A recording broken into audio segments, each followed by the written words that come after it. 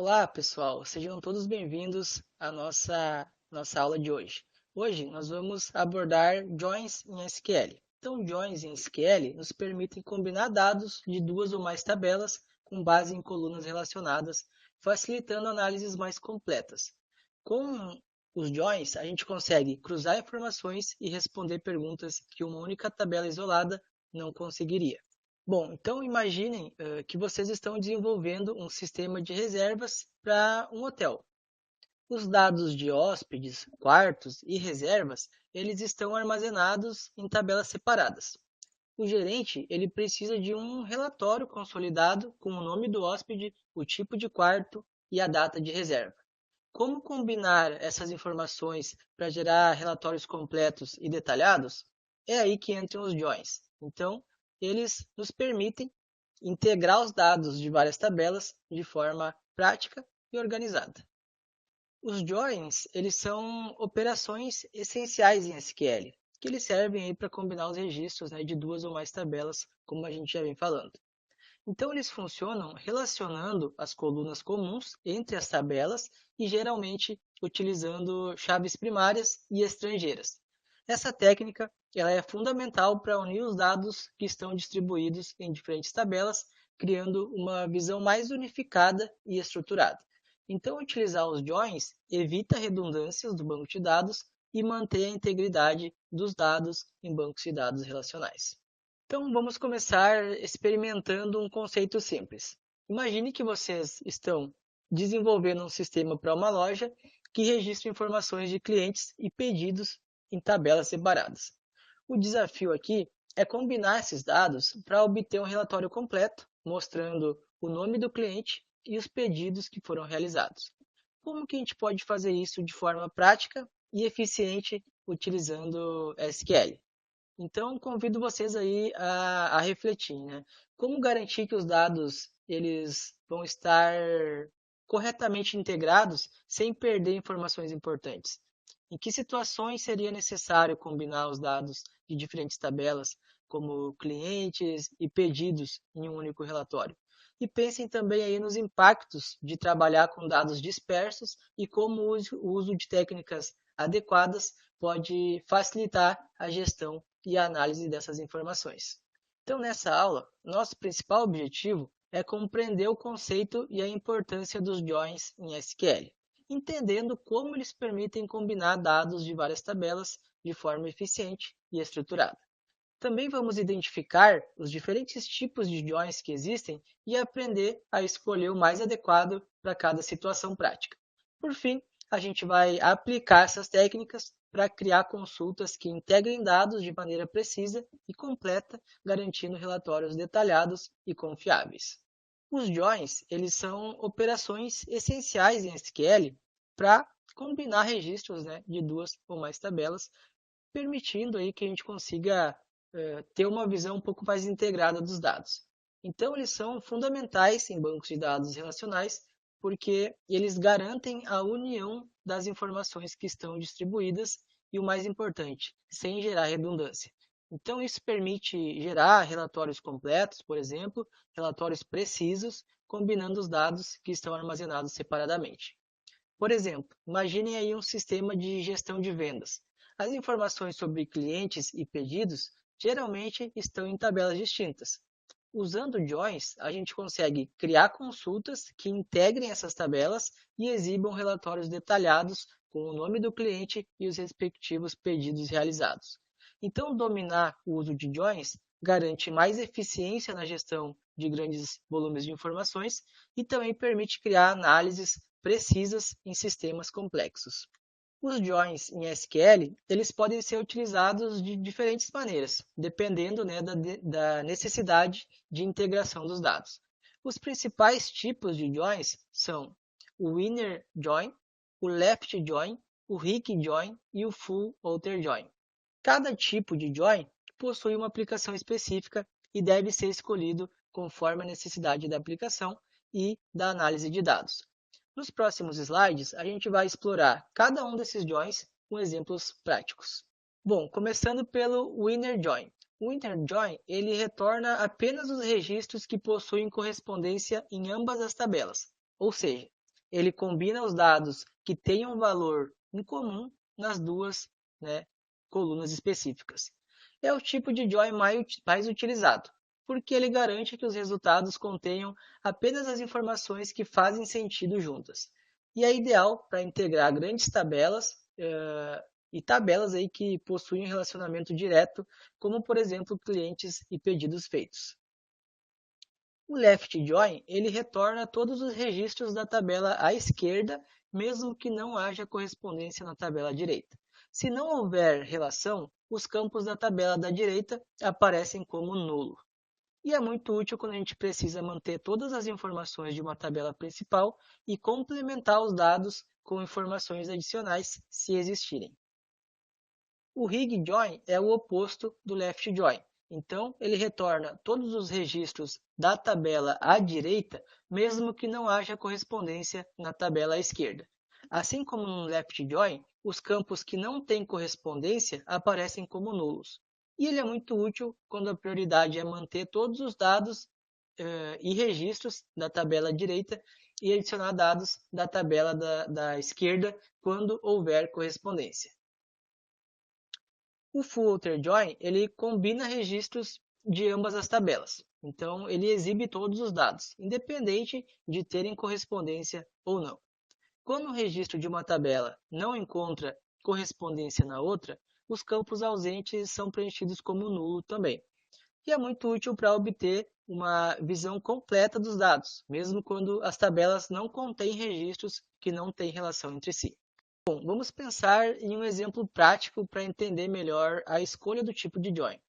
Imagine que a gente está desenvolvendo um sistema de gestão para uma loja que registra informações de clientes pedidos em tabelas separadas.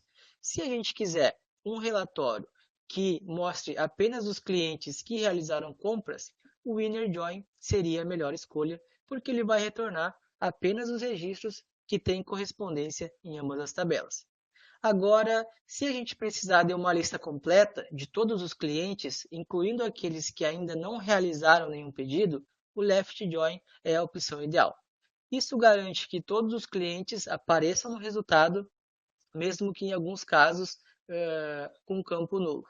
Por outro lado, se o foco for listar todos os pedidos realizados, mesmo que não haja um cliente associado, por exemplo, em um cenário de importação de dados incompleto, o rig join deve ser usado. Já o full outer join, ele seria útil se a gente quisesse um relatório mais abrangente, que mostre todos os clientes e todos os pedidos, combinando registros correspondentes e também exibindo os que não têm relacionamento. Então, resumindo, a escolha vai depender muito do contexto da análise e do tipo de informação que a gente quer apresentar no nosso relatório. Bom, agora vamos ver então um exemplo prático de uso de join para combinar dados de duas tabelas. Aqui a gente tem a tabela clientes e pedidos. Então, agora a gente quer gerar um relatório que mostre o nome do cliente, o ID do pedido e o valor. Para isso, a gente utiliza o comando innerJoin, que retorna apenas os registros que possuem correspondência em ambas as tabelas. Vejamos então a explicação do código SQL por trás, dessa junção. O comando select ele é responsável por escolher as colunas que a gente quer exibir no resultado. Neste caso, o nome do cliente, o ID do pedido e o valor. O from ele indica a tabela principal da coluna, que aqui, nesse exemplo, é a tabela clientes. Para combinar as informações de duas tabelas diferentes, a gente usa o inner join, que conecta a tabela pedidos com a tabela clientes. A cláusula on, que a gente está vendo aí, define a condição de junção, garantindo que os registros só sejam combinados quando o valor de ID cliente for igual em ambas as tabelas. Dessa forma, apenas os registros que possuem correspondência entre as duas tabelas serão exibidos no resultado. Vamos agora explorar outro tipo de join, que também é muito utilizado, que é o left join. Então, diferente do inner join, que retorna apenas os registros que têm correspondência em ambas as tabelas, o left join ele garante que todos os registros da tabela à esquerda, que seria a nossa tabela principal, sejam exibidos mesmo que não haja correspondência na tabela à direita. Isso é especialmente útil quando a gente precisa de uma linguagem completa de todos os clientes, incluindo aqueles que ainda não realizaram pedidos.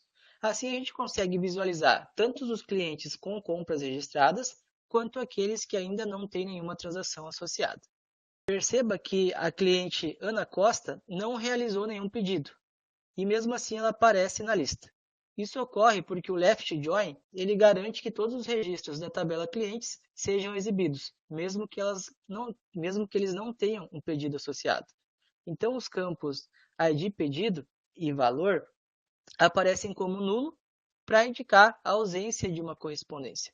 Essa abordagem ela é muito útil em situações em que a gente precisa garantir a presença, né, de todos os registros da tabela principal, independente aí da existência de dados relacionados na tabela secundária. Vamos refletir um pouco agora sobre o uso de joins. A escolha do tipo de join ele vai depender diretamente do objetivo da consulta. O inner join ele é ideal quando a gente quer retornar apenas aqueles registros que têm correspondência em ambas as tabelas, garantindo um resultado um pouco mais limpo e consistente.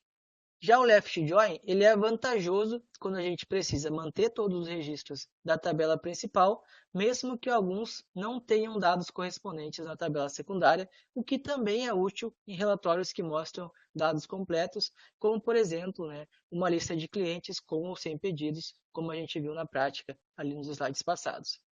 Um problema comum ao utilizar joins de forma inadequada é acabar trazendo dados duplicados ou então omitindo, né, informações importantes, especialmente em bancos de dados grandes e complexos. E além disso, usar joins de maneira equivocada pode prejudicar o desempenho da consulta, deixando, né, o sistema lento e difícil de escalar. Por isso, o fundamental, né, é muito fundamental compreender bem o contexto dos dados e escolher o melhor join, né, que se adapta aí à necessidade da sua aplicação. Bom, nessa aula a gente aprendeu aí sobre os diferentes tipos de joins em SQL, como o inner join, o left join, o rig join e o full outer join, que são fundamentais para integrar dados de múltiplas tabelas e também para criar consultas complexas. No estudo de caso apresentado, a gente viu como utilizar o inner join para combinar, né, os dados de clientes e pedidos associados e também left join para identificar clientes que não fizeram pedidos.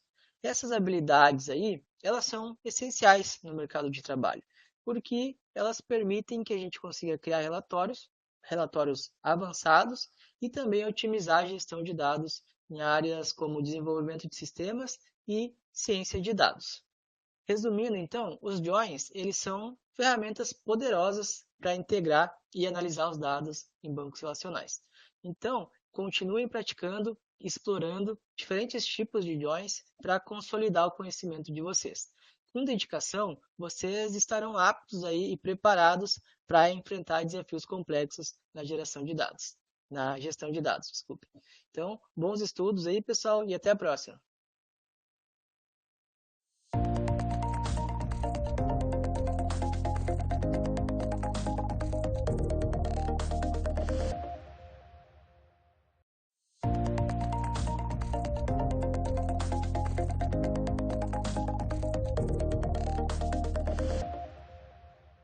Olá, pessoal. Tudo certo por aí? Espero que estejam prontos para mais uma aula. Hoje, nós vamos dar um passo adiante no aprendizado de SQL e explorar algumas técnicas um pouco mais sofisticadas para trabalhar com consultas complexas. Então, a ideia é que a gente entenda como usar subconsultas e junções de maneira inteligente, consolidando dados que estão espalhados e melhorando a eficiência das nossas consultas. Além disso, a gente vai ver como tudo isso se aplica na prática. Então, a gente vai ver alguns exemplos que têm tudo a ver aí com o mercado de trabalho. A ideia é mostrar como essas estratégias podem fazer a diferença na hora de lidar com bancos de dados reais. Então, vamos junto nessa? Então, vamos lá. Então, imaginem que vocês trabalham aí no setor de tecnologia de uma empresa e estão precisando criar um relatório detalhado para identificar os melhores clientes, com base no valor total das compras. Então, os dados eles estão dispersos em 3 tabelas. tabela de clientes, pedidos e produtos. Como que a gente faz para consolidar essas informações aí de forma eficiente? Então, essa habilidade de fazer essa consolidação é essencial para a tomada de decisões estratégicas em empresas modernas. Bom, mas por que aprender subconsultas e junções? Porque são técnicas essenciais para consolidar os dados dispersos, tá, em diversas tabelas e melhorar também a performance das consultas. Então, essas subconsultas e essas junções, elas nos permitem integrar as informações de várias tabelas de forma muito eficiente, garantindo aí que a gente possa fazer análises rápidas e também mais precisas. Então, isso é especialmente importante em áreas como o e-commerce, logística, finanças, onde a gente tem grandes volumes de dados que precisam ser processados com agilidade. Então, dominar essas técnicas é um diferencial aí competitivo no mercado, já que acaba otimizando processos, né, e apoiando decisões estratégicas. Bom, vamos começar então refletindo sobre como que a gente faz para lidar com dados dispersos e a necessidade de reuni-los de maneira um pouco mais clara e organizada. Então, convido vocês aí a pensar em situações do dia a dia, em que a gente precisa consolidar essas informações de várias fontes e como que a gente pode fazer isso de forma eficiente. Então, essa reflexão aí vai nos ajudar a conectar os conceitos que a gente vai aprender em seguida, né, nesse vídeo de hoje. Então, nessa aula, a gente vai aprender a aplicar subconsultas para filtrar dados com precisão, realizar junções envolvendo várias tabelas e também otimizar consultas usando índices. Ao final desse vídeo, vocês estarão mais aptos aí a criar consultas robustas e eficientes. Subconsultas, basicamente, elas são ferramentas que nos permitem criar consultas dentro de outras consultas. Então, isso acaba ajudando a resolver problemas que são complexos de uma maneira um pouco mais modular e eficiente.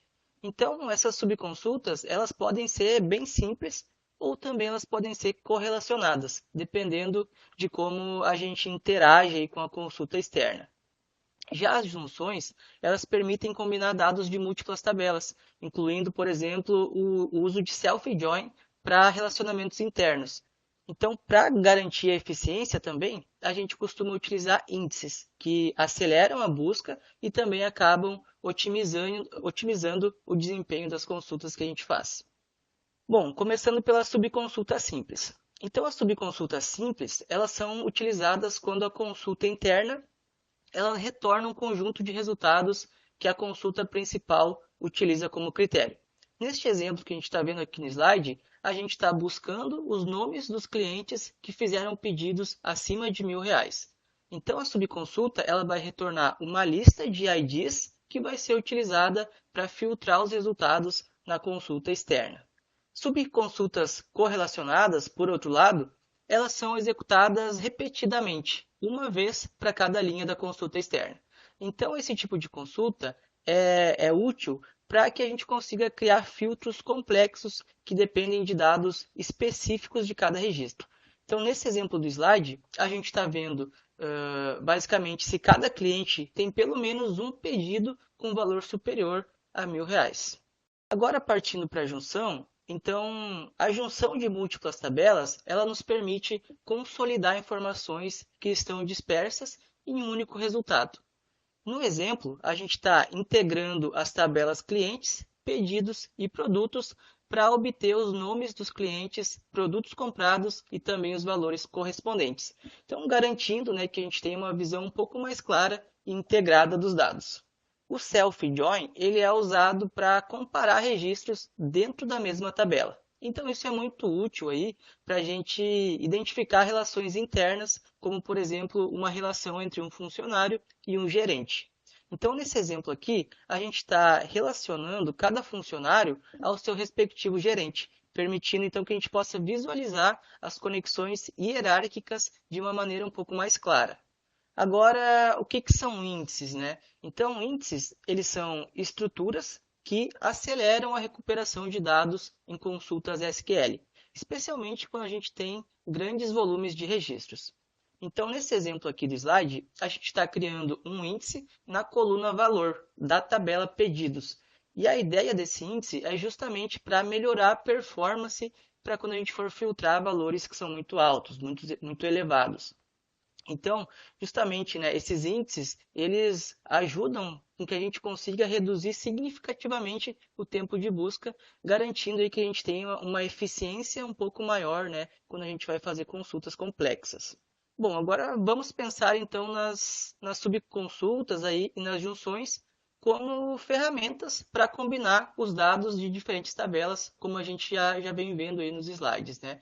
Então, como a gente já falou bastante também, subconsultas e junções, elas são muito úteis, mas se a gente usar de forma incorreta, a gente pode acabar deixando o sistema mais lento, especialmente quando a gente está trabalhando aí com bancos de dados que tem muitos dados. Por exemplo, se você está utilizando uma subconsulta que precisa ser reavaliada várias vezes para cada linha de dados, isso pode acabar aumentando muito o tempo da resposta da consulta. Então, como que a gente pode melhorar isso? A resposta é simplesmente otimizar. Então, a principal forma de otimizar é utilizando os índices que a gente viu ali atrás. Então, vocês podem imaginar os índices aí como atalhos para encontrar informações mais rápido no banco de dados. Quando vocês colocam um index nas colunas certas, a busca ela fica muito mais eficiente. E além disso, a gente precisa também sempre revisar as consultas para garantir que a gente está buscando o que a gente realmente precisa, sem fazer junções ou subconsultas desnecessárias. Bom, então agora vamos recapitular aí brevemente os conceitos principais que a gente viu até agora. A gente já abordou as subconsultas, tanto as simples quanto as correlacionadas, que são essenciais aí para criar filtros dinâmicos e complexos. A gente também explorou as junções avançadas, incluindo as junções com múltiplas tabelas e o uso de self-join para relações internas. E aí a gente finalizou agora com algumas estratégias de performance, destacando aí a importância dos index para melhorar a eficiência das consultas. Então, todas essas práticas aí que a gente viu até agora, elas são fundamentais para que a gente consiga criar soluções mais robustas e eficientes em sistemas empresariais, por exemplo. Bom, agora então vamos realizar aí uma atividade um pouco mais prática para que a gente consiga consolidar todos esses conceitos que a gente abordou. Então, o objetivo aqui é que a gente crie uma consulta SQL que liste os clientes que fizeram compras acima de R$ 1.000, mostrando também o produto comprado e o valor do pedido. Para isso, a gente vai utilizar subconsultas e junções avançadas. Então, observem aí as três tabelas que a gente está vendo no slide: clientes, pedidos e produtos.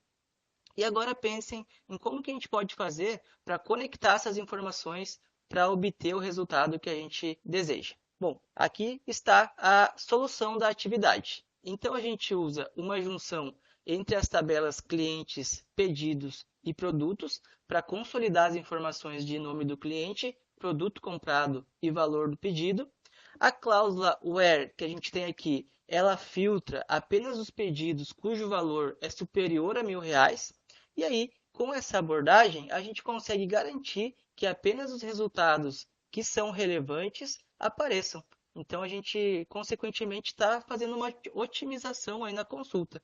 Então, percebam aí como as junções elas foram realizadas utilizando os identificadores comuns entre as tabelas para que a gente consiga criar essa relação aí de maneira adequada.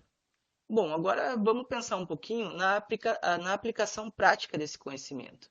Então, vamos pegar o exemplo aí de um e-commerce. Tá? Então, em um e-commerce, como utilizar subconsultas e junções avançadas para criar relatórios de vendas eficientes? Então, a resposta está na combinação inteligente das tabelas e no uso dos filtros precisos que a gente pode definir aí. Bom, mas e quanto ao desempenho?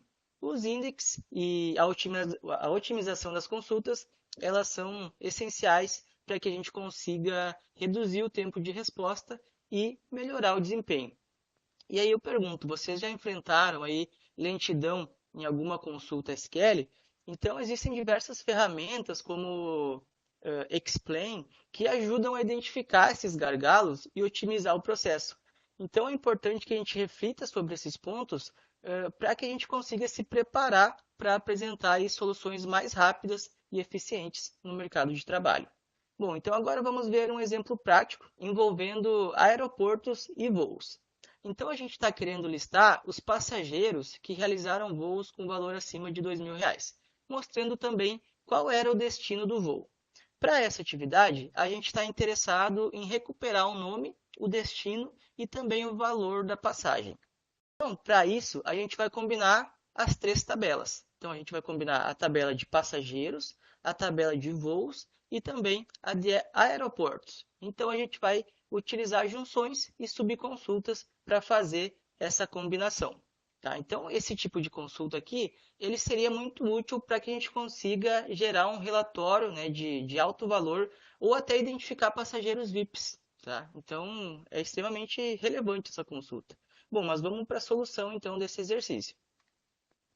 Para resolver esse problema, a gente pode utilizar uma junção, né, entre as tabelas, entre essas três tabelas aí que a gente está vendo, passageiros, voos e aeroportos, e aí a gente garante que cada voo com valor superior a R$ 2.000 vai ser filtrado. Então essa consulta aqui, basicamente, ela está retornando o nome do passageiro, o destino do voo e também o valor da passagem.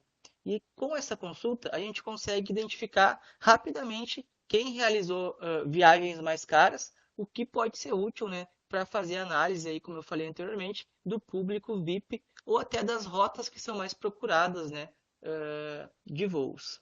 Bom, pessoal, hoje a gente viu aí como as subconsultas e as junções avançadas elas podem transformar as consultas complexas em soluções mais rápidas e eficientes, especialmente quando a gente combina com o uso inteligente de index. Então, essas técnicas aí, elas são essenciais para quem lida com grandes volumes de dados no mercado. Bom, parabéns por acompanhar até aqui. Agora você já sabe como usar essas subconsultas e as junções avançadas para criar as consultas SQL mais eficientes e precisas, além também de ter entendido, né, um pouquinho melhor a importância da otimização com index que servem para melhorar o desempenho em grandes volumes de dados. Então, esses conhecimentos que a gente viu aqui hoje, eles são fundamentais no mercado de trabalho onde a agilidade na análise e no processamento de informações faz toda a diferença. Então, convido vocês aí para continuar explorando e praticando esses conceitos, porque cada consulta bem estruturada, ela vai representar um passo a mais na construção de sistemas robustos e eficientes. Então, até mais, pessoal. Bons estudos.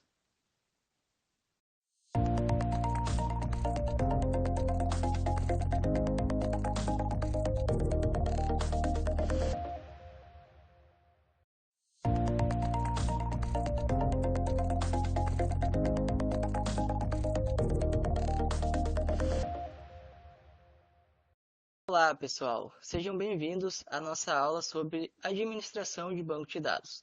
Hoje, a gente vai explorar como configurar, gerenciar e proteger sistemas de dados com foco em desempenho, segurança e eficiência em ambientes reais. Bom, imaginem aí que vocês acabam de ser contratados por uma startup de tecnologia que está em plena expansão, então está crescendo rapidamente. Seu primeiro grande desafio é configurar e gerenciar um banco de dados capaz de suportar esse crescimento aí acelerado do negócio.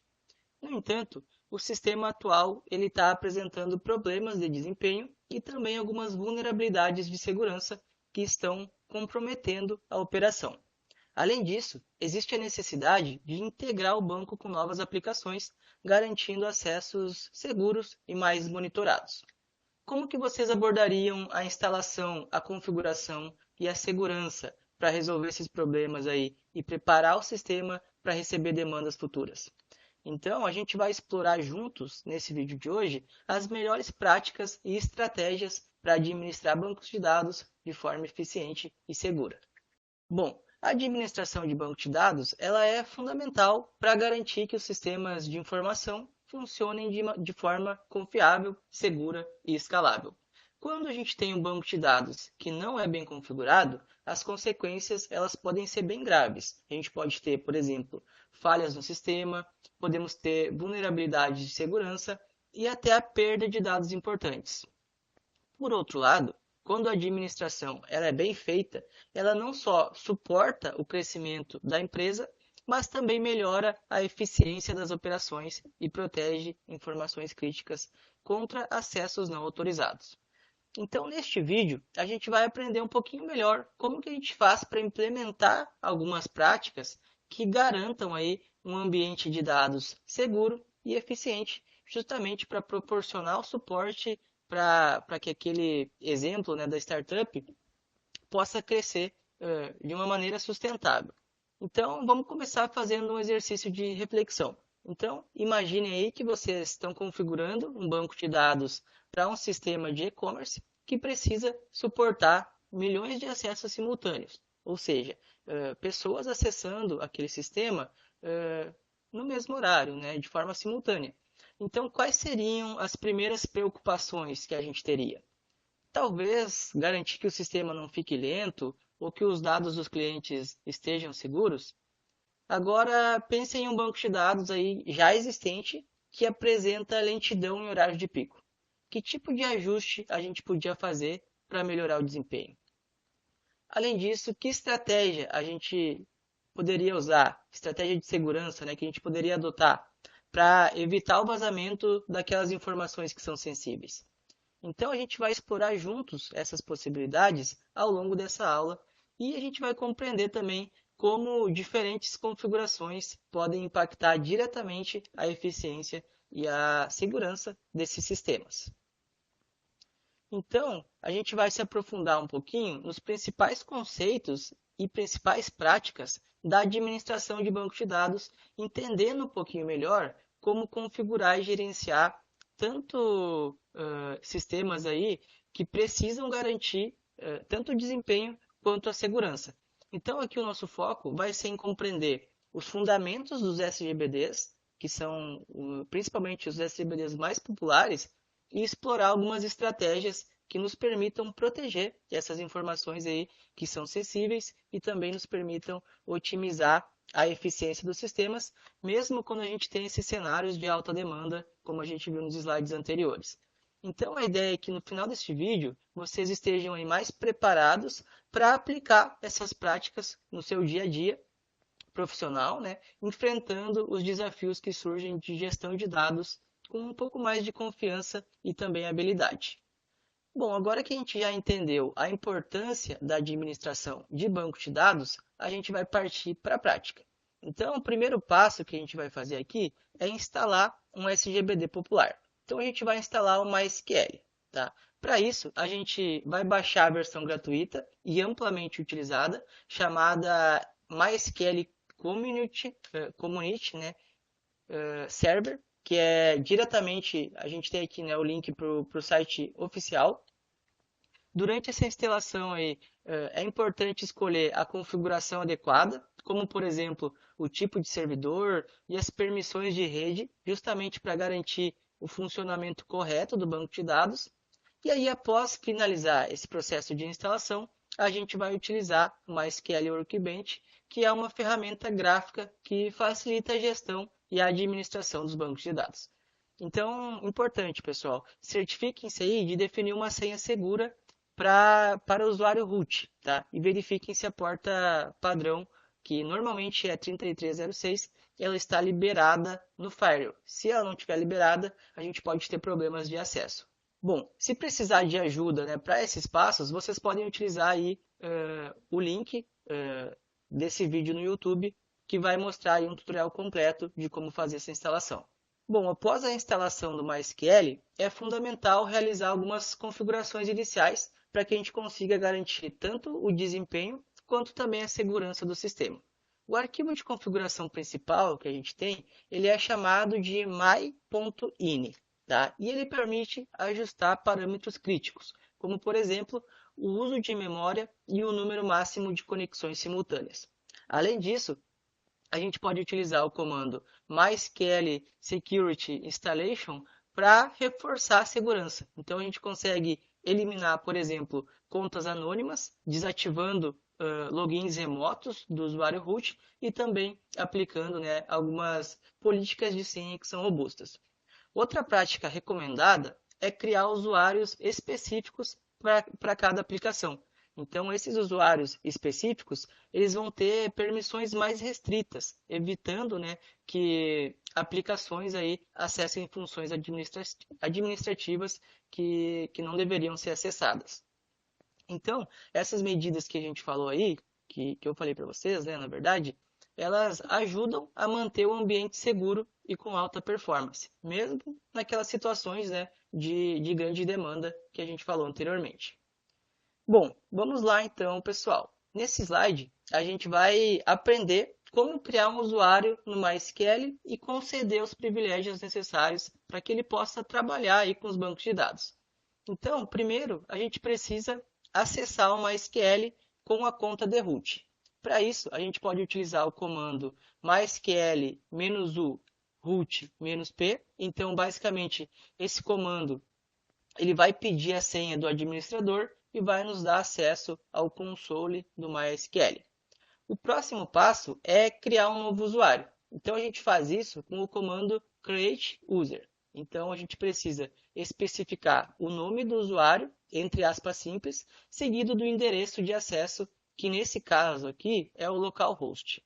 Tá? Então a senha do usuário também vai ser definida aqui mesmo, utilizando essa cláusula aí, identified by. Bom, agora que a gente já criou o usuário, a gente precisa conceder os privilégios necessários, né, para que ele possa trabalhar com os bancos de dados. Então, para isso, a gente pode utilizar o comando grant all privileges on asterisco ponto asterisco. Então, esse comando ele vai garantir permissão total sobre todos os bancos e tabelas. E aí, em seguida, a gente pode utilizar o comando flush privileges para atualizar as permissões imediatamente. E pronto, com esses comandos aí, nosso usuário já está criado e com os privilégios concedidos. Bom, lembrando que o uso de privilégios totais, ele deve ser feito com cuidado, para evitar problemas de segurança. Então, sempre avalie se o usuário realmente precisa de todas as permissões ou se é melhor limitar o acesso apenas ao que for necessário. Então, aqui, nesse exemplo, ao invés de liberar todas as permissões, a gente está concedendo apenas as operações de seleção, inserção e atualização no banco de dados especificado. Isso significa que o usuário vai poder consultar, adicionar e atualizar registros, mas, por outro lado, ele não poderá, por exemplo, excluir dados ou realizar operações administrativas. Pessoal, essa frase ela nos faz refletir aí sobre a importância de pensar estrategicamente na concessão de privilégios dentro de um banco de dados. Então, quando a gente fala de gestão de privilégios, a gente não está falando só de uma configuração técnica, mas sim de uma decisão que pode impactar aí diretamente a segurança e a eficiência do sistema. Então, muitas vezes, a tentação que a gente tem é conceder todas as permissões para evitar qualquer tipo de problema de acesso. Mas isso acaba abrindo brechas que podem ser exploradas por atacantes ou mesmo causar algum erro humano, né, acidental. Então, o segredo é aplicar o princípio do menor privilégio. Tá? O que seria, né, o princípio de menor privilégio? É liberar apenas o que é essencial para cada usuário. Dessa forma, a gente consegue garantir que o sistema permaneça seguro e organizado sem sobrecarregar ninguém com permissões desnecessárias. Então, do que um comando, né, no MySQL, é uma postura responsável que vai proteger aí os dados, tanto os dados quanto o ambiente, né, como um todo. A administração de banco de dados, ela exige uma série de boas práticas que garantam aí a eficiência e a segurança. Uma das principais ações que a gente tem é configurar as conexões seguras utilizando SSL e TLS, especialmente quando os dados acabam aí trafegando por redes externas ou ambientes da nuvem. Outro ponto fundamental é aplicar, né, como a gente estava falando, o benefício do menor privilégio. Então, com isso a gente acaba reduzindo, né, os riscos do nosso banco de dados. Por fim, é sempre importante manter o sistema atualizado. Tá? Então a gente precisa utilizar aí os patches mais recentes, né, de segurança, a fim de que, caso surja alguma atualização de segurança aí, a gente tenha, né, essa atualização mais recente no nosso banco de dados. Então essa é uma das práticas muito importantes aí, sempre manter tudo bem atualizadinho. E como eu falei, né, essas atualizações aí, elas podem acabar corrigindo até mesmo vulnerabilidades que poderiam ser exploradas por atacantes, mas que foram corrigidas, né, nesses últimos patches. Então, quando a gente passa a aplicar essas boas práticas aí, a gente acaba fortalecendo a segurança e também a estabilidade do nosso banco de dados no longo prazo. Bom, manter a segurança dos dados nos bancos de dados é um dos maiores desafios na administração aí de sistemas que a gente tem hoje em dia. Isso porque os riscos ele vêm tanto de ataques externos, como por exemplo de invasões ou de injeções de SQL, quanto de ameaças internas, como por exemplo o uso indevido por funcionários. Para lidar com esses desafios, então a gente precisa implementar medidas de autenticação forte, como por exemplo senhas complexas, tá? Que são difíceis de serem descobertas, e também autenticação multifator, além de aplicar aí, políticas rigorosas, né, de controle de acesso. Outro ponto fundamental é o monitoramento contínuo. Então, para isso, a gente pode utilizar ferramentas que registrem os logs de acesso e também registrem, né, as operações críticas que forem feitas ali. E aí, através desses logs de operações críticas, a gente consegue identificar atividades, né, que podem ser suspeitas em tempo real. Por fim, outra coisa que é muito importante é a criptografia de dados, tanto de dados que estão em repouso quanto daqueles que estão em trânsito.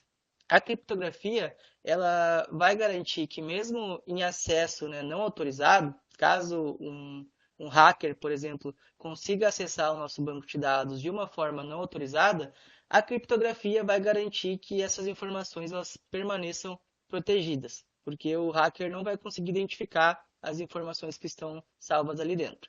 Então a gente vai explorar um pouquinho melhor aí nos próximos slides como aplicar essas práticas aí de segurança de forma eficiente e integrada. Bom, a segurança dos bancos de dados ela vai muito além, né, de usuários e permissões, como a gente vem falando. Então a gente precisa aplicar, né, aquele princípio de menor privilégio, garantindo, né, que cada usuário vai ter apenas as permissões necessárias.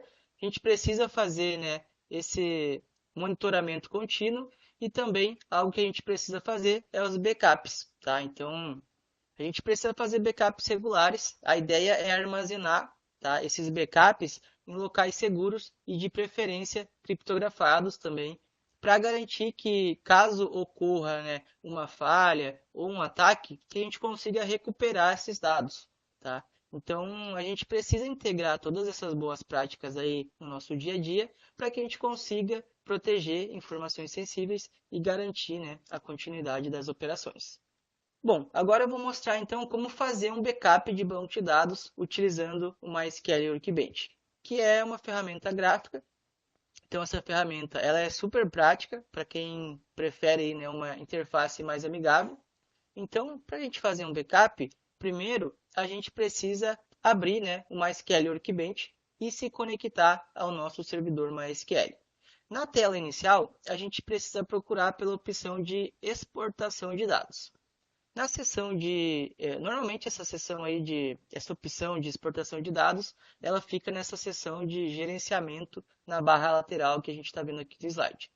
Então isso vai acabar abrindo, né, o assistente de exportação para a gente. Na próxima etapa, a gente precisa escolher o banco de dados que a gente quer fazer o backup, tá? Então ele vai nos mostrar ali todas as opções que estão disponíveis, a gente precisa selecionar qual que é o banco de dados que a gente quer fazer o backup. Depois disso, a gente precisa selecionar o arquivo de backup, né? Onde ele vai ser salvo, pode ser na área de trabalho, ou em algum outro lugar no seu computador, em alguma pasta específica. E em seguida, a gente precisa configurar as opções de backup, como por exemplo, o tipo de backup, que pode ser um backup completo ou um backup parcial, né, de apenas algumas coisas. E a gente pode escolher também se a gente quer compactar o arquivo para economizar espaço ou não. E aí, quando tudo estiver pronto, a gente pode revisar as configurações para ver se está tudo ok e clicar em iniciar a exportação para dar o início ao processo de backup. Então, o Workbench ele vai nos mostrar o progresso da exportação. E assim que terminar, a gente vai ver uma mensagem de confirmação dizendo que o backup foi concluído com sucesso. É bem simples e direto, não é? Então, essa é uma ótima alternativa aí para quem prefere um ambiente gráfico ao invés de usar comandos no terminal. Agora, se você quiser fazer diretamente pela linha de comando, o procedimento também é bastante simples. Então, para fazer o backup, a gente só utiliza o comando mysqldump. Então, basicamente, é só executar um único comando no terminal. Então, a gente poderia utilizar o sudo mysqldump -u username -p dbname e passa o nome do arquivo aí que a gente quer fazer o backup. Também é importante falar aí sobre monitoramento e auditoria. Então, é fundamental que a gente registre os logs de operações e também os logs de acessos, porque são eles que vão nos permitir entender o que aconteceu no banco, quando e por quem. Tá? Então, esses registros, elas nos ajudam na detecção de falha ou até em alguma tentativa de invasão. Tá? Então, é algo que não dá para deixar de lado. Além disso, também existem várias ferramentas e práticas que nos permitem fazer essa auditoria de forma contínua, sem depender só de verificações manuais. Bom, a integração entre bancos de dados e sistemas de software é essencial para as aplicações para que elas possam, né, acessar e manipular os dados de forma eficiente e segura. E para isso a gente pode utilizar drivers específicos que vão garantir a conexão, como por exemplo o MySQL Connector para Python e também o JDBC para Java. Então são dois exemplos aí de drivers que a gente pode usar para fazer essa conexão. É fundamental também monitorar a performance dessas conexões. Então a ideia é garantir que elas estejam sempre otimizadas para evitar qualquer tipo de gargalo ou sobrecargas, né, que possam vir a ocorrer aí no nosso servidor. Bom, então agora a gente vai ver um exemplo prático de integração utilizando o Node.js, que é algo que é bastante utilizado no dia a dia. Então nesse exemplo a gente está integrando o Node com o banco de dados MySQL. Então primeiro a gente precisa instalar o driver MySQL2. E aí para isso a gente utiliza o comando npm install MySQL2. Em seguida, a gente configura a conexão com o banco utilizando o método createConnection.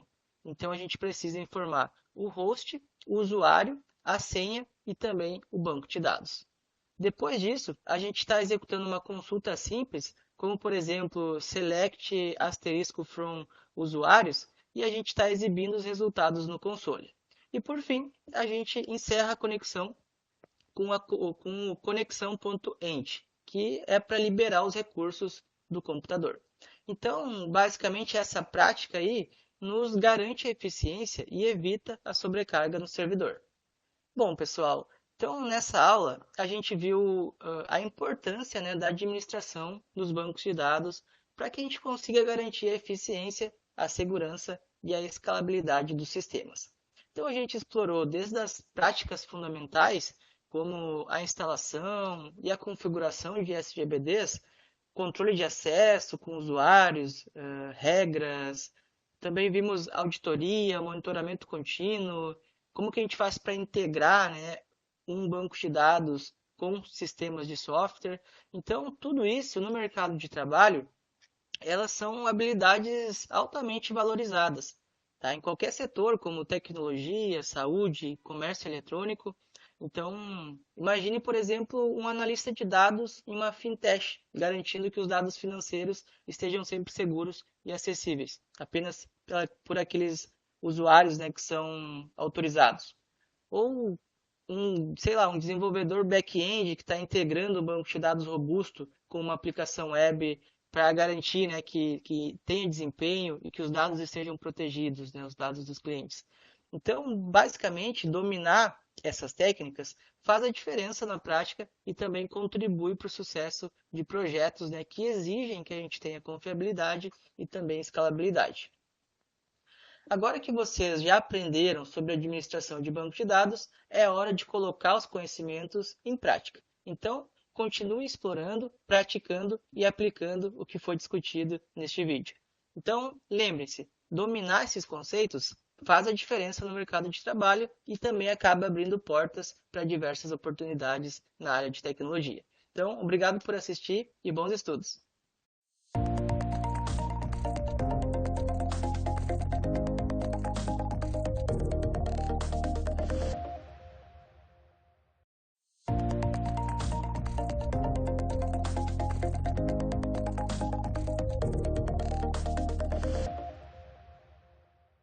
Olá, pessoal! Bem-vindos! Hoje o nosso foco vai ser em um estudo de caso e alguns exemplos práticos para que vocês vejam como os conceitos de banco de dados aparecem em situações reais. A partir desses casos, a gente vai discutir modelagem de dados, criação e manipulação de tabelas, além de algumas consultas SQL com boas práticas para gerar relatórios e resolver problemas aí do nosso dia a dia. Bom, então imaginem que vocês foram contratados por uma universidade para desenvolver um sistema de gestão acadêmica completo. Então, esse sistema de gestão acadêmica ele deve ser capaz de armazenar e organizar as informações de alunos, professores, cursos e turmas, além de gerar relatórios detalhados sobre matrículas e desempenho acadêmico. Como que a gente podia estruturar um banco de dados que atenda às demandas acadêmicas de forma otimizada e segura? Aprender modelagem e implementação de banco de dados é essencial para desenvolver sistemas robustos e escaláveis. Então, a compreensão da análise de requisitos, ela nos permite que a gente possa criar modelos conceituais que reflitam as necessidades do sistema, enquanto o uso de scripts DDL ele nos garante estruturas eficientes e organizadas.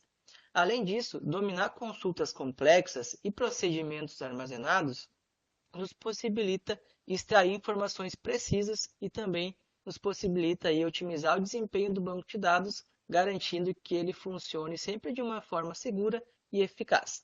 Então, vamos juntos explorar cada etapa desse processo e entender como aplicar essas práticas no desenvolvimento de sistemas acadêmicos e também em outros contextos.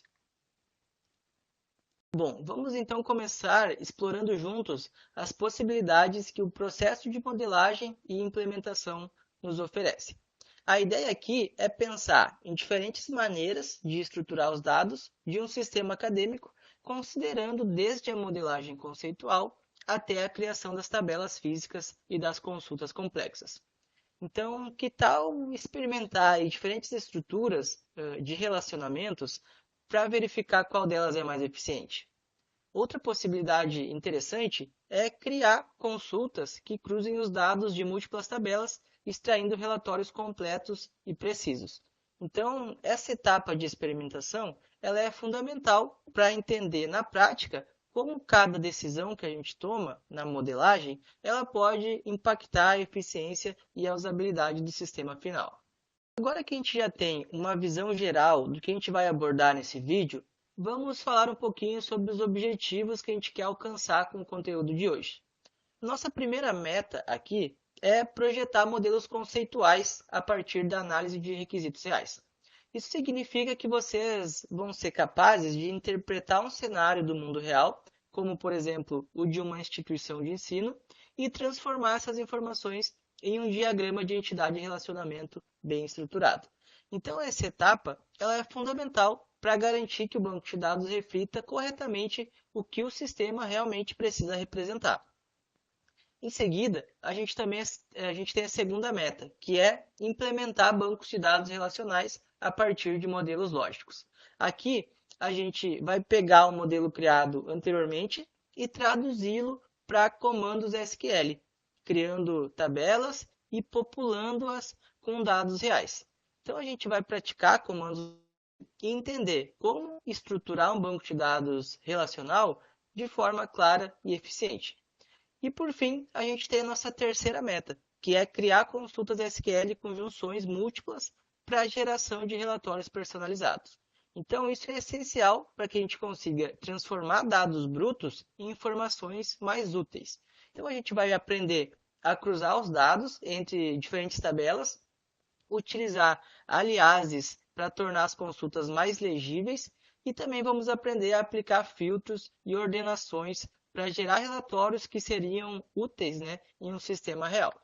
Então vamos começar falando de algo essencial para qualquer sistema: entender as necessidades dele.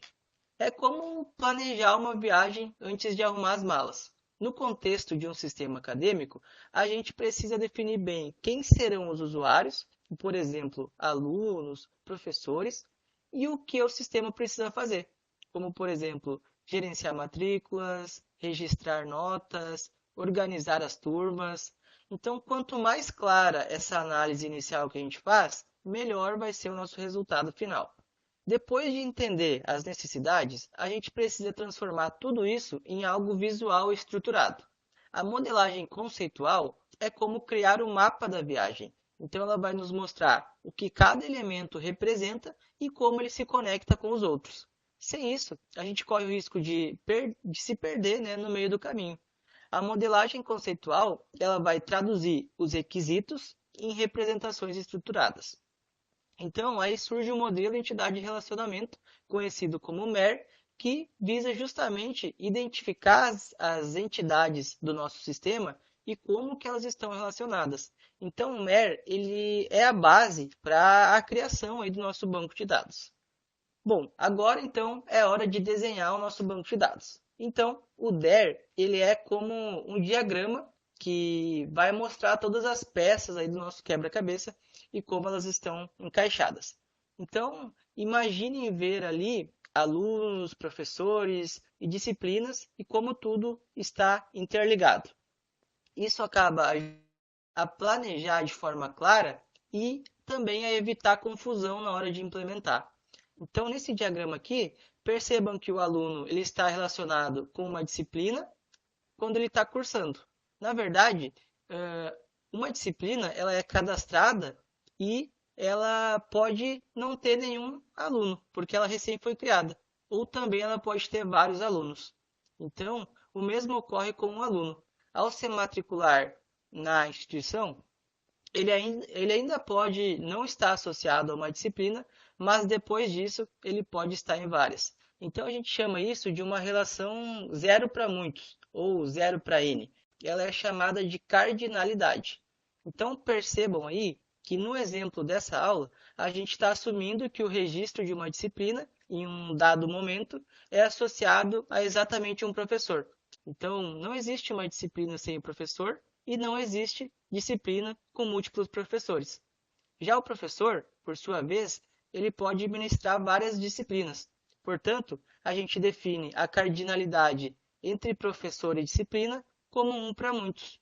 Ou seja, um professor para indefinidas disciplinas, certo? Então, isso não gera um compromisso do professor estar em várias disciplinas, mas também não gera, né, a restrição de um professor não poder estar em mais de uma disciplina ao mesmo tempo. Já o contrário seria um pouco diferente. A gente está restringindo uma disciplina a estar vinculada obrigatoriamente a um e somente um professor. Para construir um modelo conceitual, a gente pode utilizar a ferramenta BR Modelo. Então, a ferramenta ela pode ser baixada direto para o seu computador, mas ela também tem uma possibilidade um pouco mais prática, que é utilizar diretamente no navegador, sem precisar instalar nada. Então, isso é possível através do site app.brmodeloweb.com.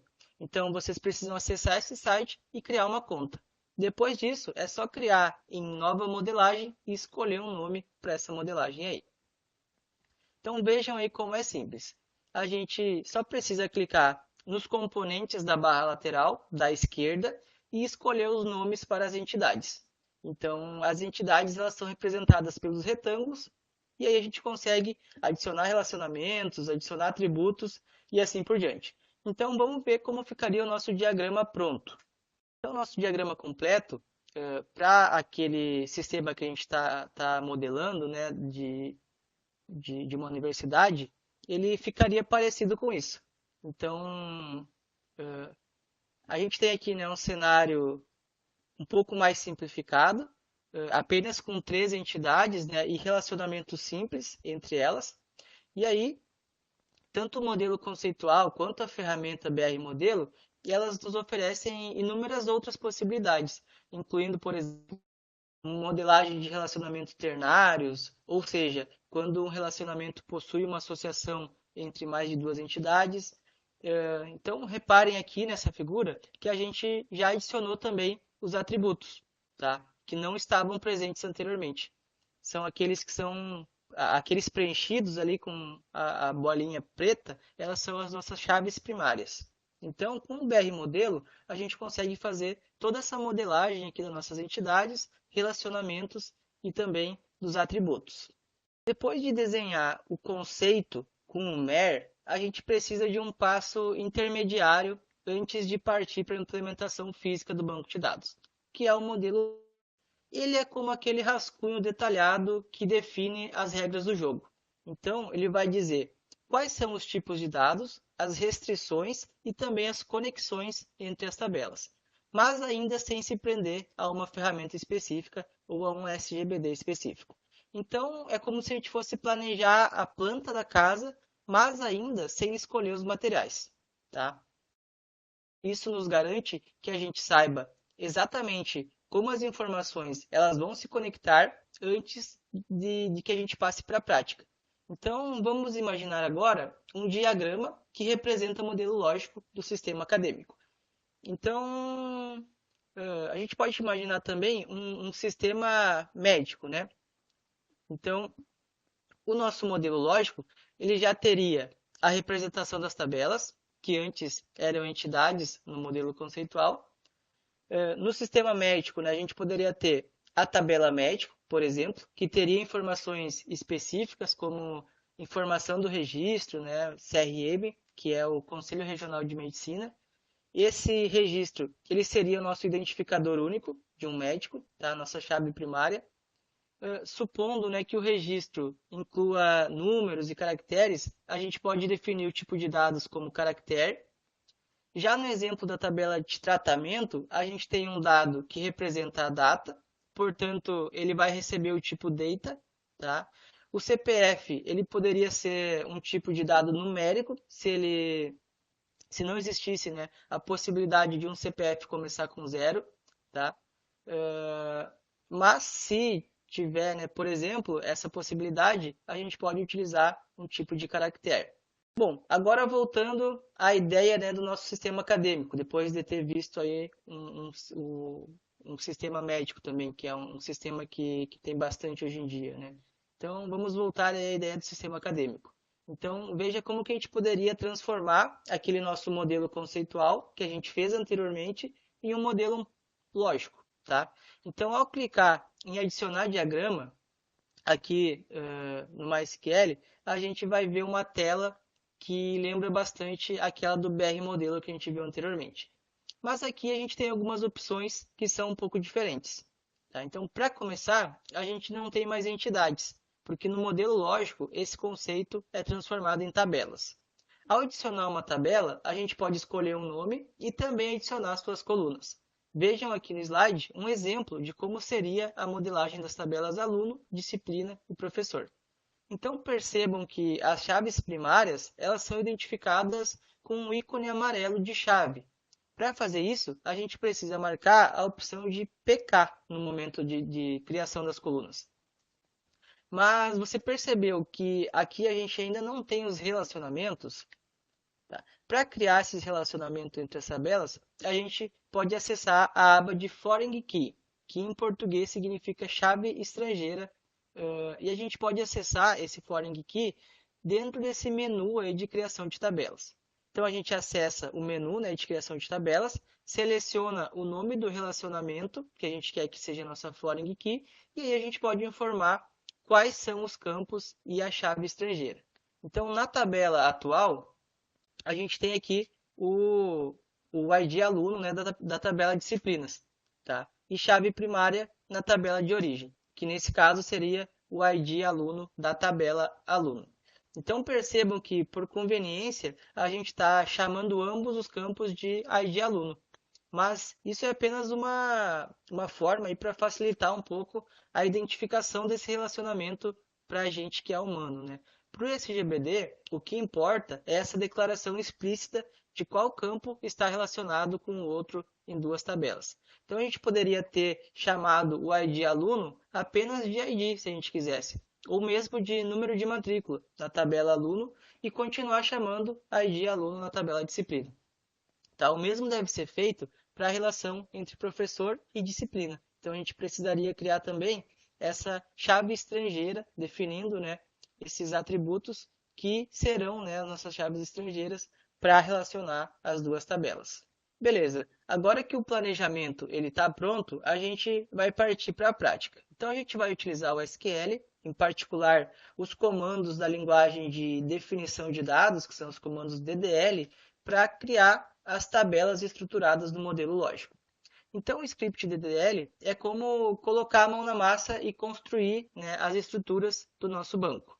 Então, o script DDL ele é capaz de traduzir o nosso modelo DER em comandos SQL para criar as tabelas e definir as restrições.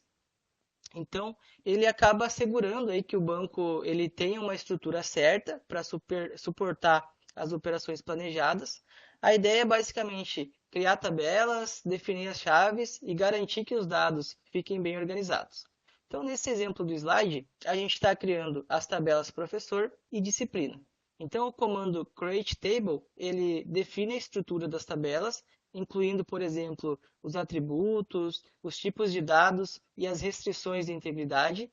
Então, reparem aqui, né, que o ID professor ele é o identificador único e chave primária da tabela professor.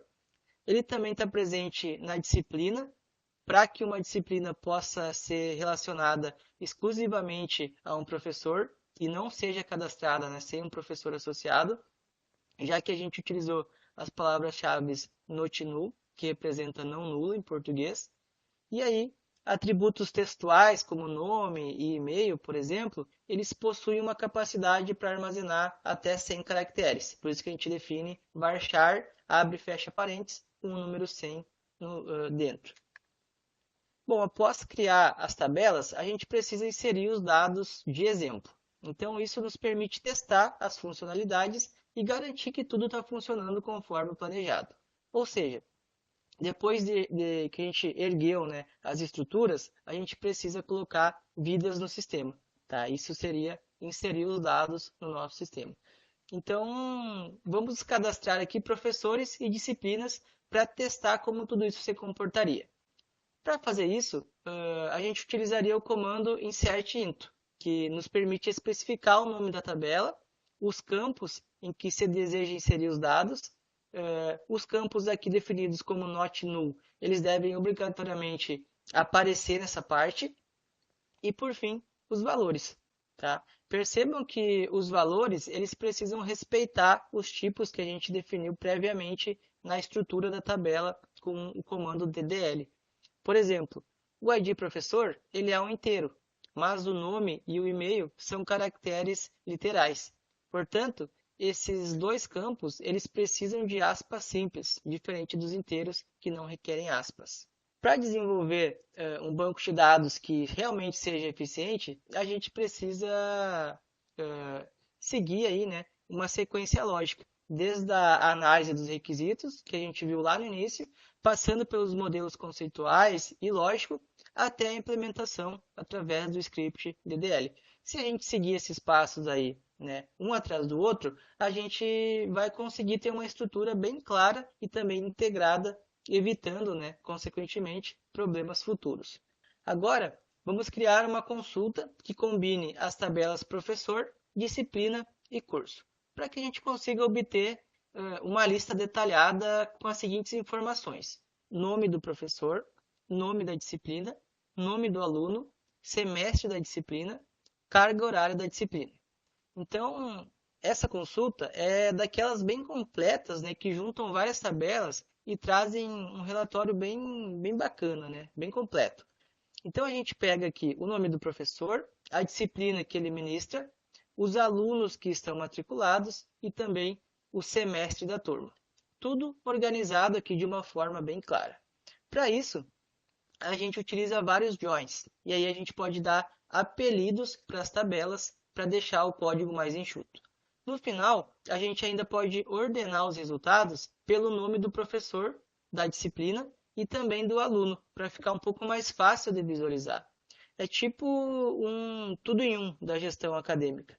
Então, notem aqui que a gente está utilizando os aliases. Então, a gente está usando o P, o D, o A, o C, e isso acaba tornando o nosso script bem mais legível, né, e fáceis de manter. É como se a gente estivesse dando apelidos para as tabelas e não precisasse escrever, né, o nome da tabela por extenso novamente. Então a gente dá um apelido e passa a usar esse apelido aí posteriormente. Por fim, a gente está ordenando, né, o resultado aqui, utilizando o order by, pelo nome do professor, depois pela disciplina e depois, por último, né, pelo aluno. Então, o resultado da consulta seria esse. Então, traz aí um panorama bem completo, né, dos professores, das disciplinas e também dos alunos que estão vinculados. Então, a gente consegue visualizar aqui, né, e identificar quais disciplinas cada professor está ministrando e quais alunos estão matriculados em cada uma delas. E aí a gente consegue também, com essa estrutura aqui bem organizada,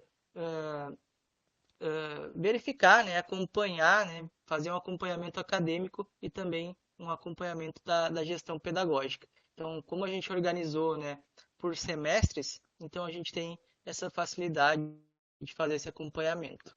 Bom, então vamos lá, né? Sempre que você precisar montar um relatório mais completo, com dados de várias tabelas, é hora de utilizar o famoso join. Então, ele é o aliado de vocês aí para conectar tudo certinho. Depois disso, vocês podem utilizar o order by para deixar o resultado bem organizado, porque ninguém merece, né, aquele monte de dados bagunçado. Então a gente consegue ordenar ali pela informação que é do nosso interesse. E uma última dica para vocês aí, uma dica de ouro, é usem aliás. Então a gente consegue deixar o código mais enxuto, mais bonito de ver e muito mais fácil de entender. Ainda mais quando a gente começa a ter uma consulta muito grande, como a gente viu ali no exemplo anterior, né, que a gente precisa juntar várias tabelas. Então esse uso de aliases aí faz toda a diferença. A partir das operações de consultas complexas, a gente pode explorar diversas possibilidades aí de relatórios para diferentes possibilidades e finalidades, né? Então, um relatório de carga horária, por exemplo, por professor, né, ajudaria a verificar a distribuição de atividades entre os docentes, enquanto, por exemplo, um relatório de disciplinas ministradas nos daria uma visão um pouco mais clara sobre a diversidade de conteúdos que cada um dos professores está cobrindo. Então, esses relatórios aí, como por exemplo de matrículas por disciplina, eles são muito importantes para que a gente consiga planejar, né, a oferta de turmas, garantindo que não exceda a capacidade de limite. Tá? Também seria possível, por exemplo, criar relatórios de alunos por professor, permitindo um acompanhamento mais próximo, né, e personalizado, além de relatórios de disciplinas por semestre, para organizar a grade curricular ao longo do ano. Então, a gente tem aí diversas possibilidades, né, de consultas, e aí a gente pode pensar, né, em quais relatórios a gente quer gerar, e a gente pode modelar essas nossas consultas para gerar os relatórios sempre de maneira bem eficiente aí, e de uma maneira elegante, né, para que a gente possa verificar visualmente. Bom, então vamos revisar, né, agora os pontos principais que a gente cobriu nesse vídeo de hoje. Tá? Então, primeiro a gente falou sobre joins e subconsultas, como são essenciais, né, para consolidar os dados de várias tabelas. Depois a gente viu que organizar o resultado com order by e utilizar os aliases deixa o código muito mais limpo, muito mais fácil de entender e também muito mais profissional. E por fim, a gente reforça, né, a importância de tudo isso no mercado de trabalho. Então, seja aí no e-commerce, no sistema de logística, finanças ou em qualquer outro setor. Saber montar as consultas SQL é uma habilidade que realmente, né, faz toda a diferença na prática. Bom, os conceitos que a gente aprendeu aí sobre banco de dados, eles não ficam só na teoria. Eles são fundamentais realmente no mercado de trabalho. Então, desde saber modelar um banco de dados, criar ele e fazer consultas eficientes, eles fazem toda a diferença, tá? Então, como por exemplo, no sistema de gestão acadêmica que a gente viu, no comércio eletrônico, na saúde, né, que a gente viu um exemplo também. Então, isso serve para qualquer contexto, tá? Então, continue praticando e desenvolvendo essas habilidades, porque elas vão abrir portas para vocês aí profissionalmente. Então, bons estudos, pessoal, e até a próxima.